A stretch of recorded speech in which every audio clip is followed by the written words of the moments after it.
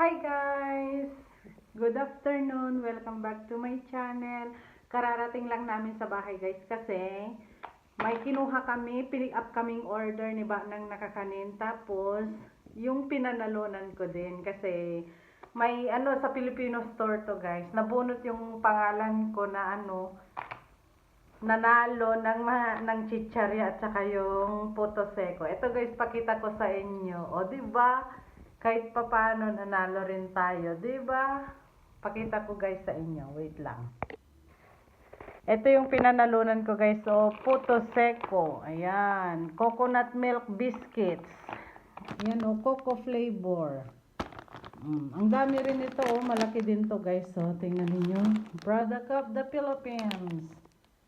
Oo, Philippines. Barangay San Vicente, Angono, Rizal. Tapos chicharia na fishda. Fishda, oishi fish cropek. Ayan. Masarap to isaw-saw sa suka, guys. Siyempre, pumunta na kami sa, kanina, estrecho, dumiretso na kami sa may Tetuan kasi nakita ko kasi na nakapos yung pangalan ko, kaya eto, kinuha na namin yung puto seco at fish cropek. Tikman ko guys itong puto seco. Wait lang. Ito yun guys, so yung pinanalunan natin.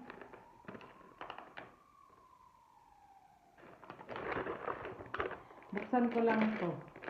Mukhang ang sarap. Parang natikman ko na to nung may umuwi sa Pinas. May nagbigay sa akin na ganito. Parang natikman ko siya. Matigas nga lang ito kasi biscuits ito guys. Tingnan ninyo. Ay, hindi naman siya masyadong matigas. Para siyang biscuit. Masarap naman siya. Lasang puto na may coco. Coco flavor.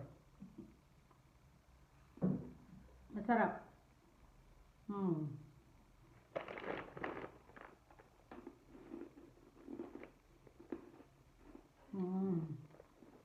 Coconut milk biscuit.